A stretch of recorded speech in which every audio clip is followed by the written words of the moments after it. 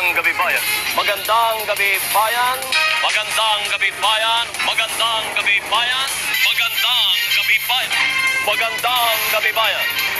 Magandang gabi bayan. Magandang. Si Manuel Noli Luterio de Castro Jr., mas kilala bilang Noli de Castro, ay isa sa mga pinaka-iconic na personalidad sa kasaysayan ng pamamahayag at politika sa Pilipinas. Ipinanganak noong 6 ng Hulyo 1949, siya ay lumaki sa isang pamilyang simple kung saan natutunan niyang kahalagahan ng sipag, tiyaga at dedikasyon. Ang kanyang pagkabata ay hindi marangya.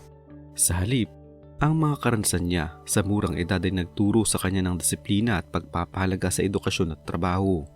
Nag-aral siya sa Philippine College of Commerce ng Polytechnic University of the Philippines kung saan nahubog ang kanyang kakayahan sa komunikasyon at unti-unting natuklasan ang kanyang interes sa pamamahayag. Sa kanyang personal na buhay, kilala si Noli de Castro bilang isang pribadong tao. Siya ay may asawa at mga anak, ngunit bihira niyang ilantad ang mga ito sa publiko. Pinipiling mapanatili ang hangganan sa pagitan ng kanyang karera at pamilya. Sa kabila ng kanyang abalang schedule bilang anchor at mamamahayag, nananatili siyang responsable at mapagmahal na ama at asawa. Ang ganitong disiplina sa buhay personal ay nagsilbing sandigan niya sa pagharap sa mga hamon sa profesional na buhay at politika.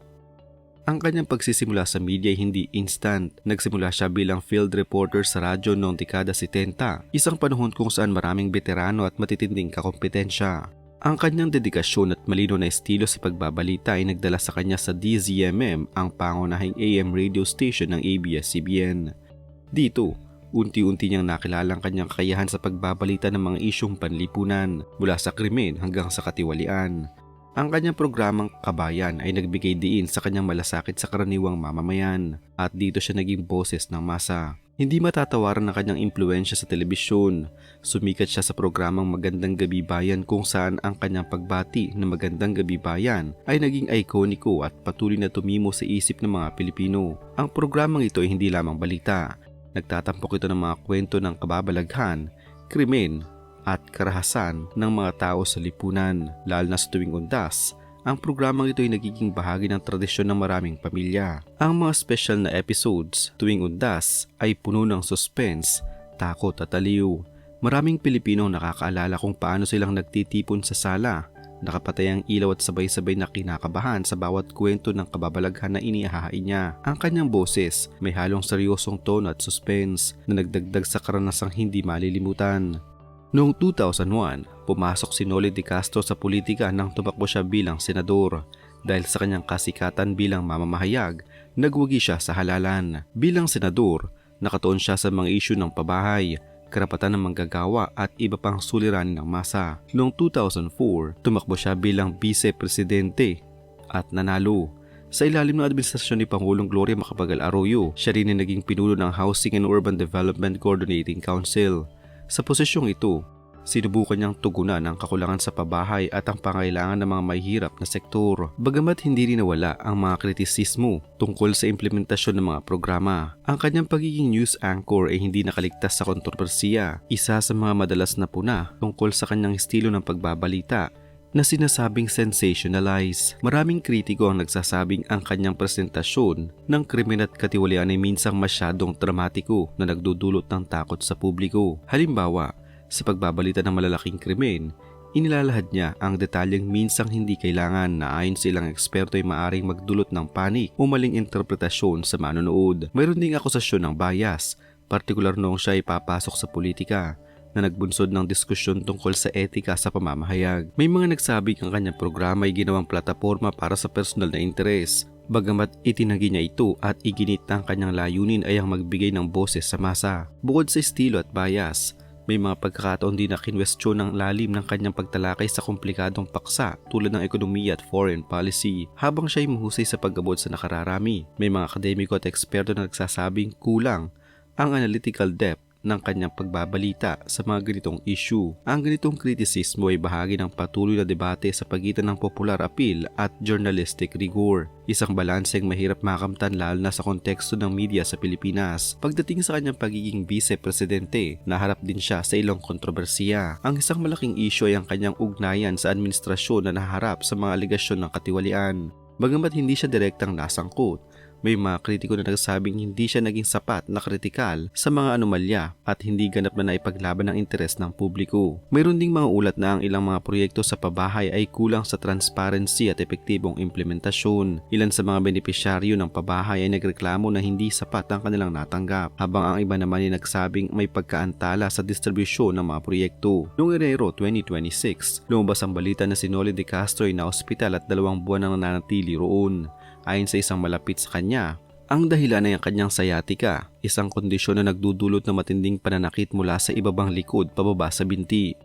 Ang sakit na ito ay nilarawan bilang parang tinutusok, may kasamang pangilig, pamamanhid at panghihina. Ayon sa mga eksperto, ang sciatica ay sanhi ng injury o irritation sa sciatic nerve, ang pinakamahaba at pinakamakapal na nerve sa katawan, na binubuo ng 5 nerve roots mula sa spinal cord. Ang nerve na ito ay dumadaan sa balakang, sa puwit at pababa sa binti bago maghiwa-hiwalay sa mas maliliit na nerves na konektado sa ibabang paa at daliri. Ang sintomas ay maaaring mag-extend hanggang sa paa at mga daliri depende sa ugat na apektado. Kinailangan siyang operahan upang maibsan ang kanyang kondisyon at maiwasan ang mas malalang epekto nito. Ang operasyon ay naging matagumpay, subalit kinailangan niya ng mahabang rehabilitasyon at maingat na pag-aalaga. Ang kanyang pagkaka-ospital ay nagdulot ng matinding pag-aalala sa kanyang mga taga-suporta at sa industriya ng media. Maraming Pilipino ang nagpadala ng mensahe ng suporta at panalangin para sa kanyang mabilis na paggaling. Sa kabila ng kanyang kalagayan, nananatili siyang isang mahalagang figura sa media at politika na patuloy na minomonitor ng publiko sa kanyang kalusugan at paggaling. Ang buhay ni Noli De Castro ay isang salamin ng tagumpay at hamon. Mula sa pagiging simpleng field reporter, siya ay naging isa sa mga pinakatanyag na broadcaster sa bansa. Ang kanyang pangalan ay naging simbolo ng kredibilidad sa balita, at ang kanyang estilo ay nagbigay ng tinig sa karaniwang Pilipino. Bagamat may mga kontrobersiya sa kanyang karera at politika, ang kanyang ambag sa media at lipunan ay hindi matatawaran. Ang kanyang boses ay nananatiling iconic lalo na sa mga gabing puno ng suspense tuwing undas na nag-iwan ng alaala sa maraming Pilipino na nanonood kasama ang kanilang mga pamilya. Bukod sa kanyang mga tagumpay, ang kanyang karera ay nagsilbing paalala ng kahalagahan ng pagiging patas, responsableng mamamahayag. Ang kanyang mga karanasan mula sa mga pagsubok sa media hanggang sa politika at personal na kalusugan ay nagpapakita ng kahalagahan ng integridad at dedikasyon. Ang kanyang buhay ay patunay na ang tagumpay hindi lamang nasusukat sa posisyon o sa kasikatan kundi sa epekto ng isang tao sa buhay ng iba. Ang mga special na episodes ng Magandang Gabi Bayan tuwing undas ay patuloy ng kanyang kahusayan sa storytelling at kakayahan na lumikha ng koneksyon sa mga manonood. Ang mga gabing yun ay nagbigay daan sa pagbuo ng kolektibong alaala ng takot, suspense at aliw na bahagi ng kulturang Pilipino. Ang kanyang estilo ay nagpatibay sa kanyang posisyon bilang isa sa pinakatanyag at respetadong broadcaster sa bansa. Ang kanyang pagpasok sa politika ay isang natural na hakbang para sa isang taong may malawak na impluwensya at koneksyon sa masa. Bagamat may mga kontrobersiya at kritisismo, ang kanyang mga nagawa sa Senado at bilang vice-presidente ay patunay ng kanyang dedikasyon sa pampublikong serbisyo. Sa huli, si Noli De Castro ay hindi lamang isang pangalan sa telebisyon at politika. Siya ay simbolo ng panahon, dedikasyon at malasakit sa kapwa. Ang kanyang kontribusyon sa pamamahayag at serbisyo publiko ay mananatiling bahagi ng kasaysayan ng Pilipinas, at ang kanyang kwento ay magsisilbing inspirasyon sa mga susunod na henerasyon. Ang kanyang boses, karera at legacy ay patuloy na magbibigay daan sa pag-unawa sa kahalagahan ng media, politika at serbisyo sa kapwa, na nagsisilbing gabay para sa mga Pilipinong naghahangad na gumawa ng pagbabago sa lipunan.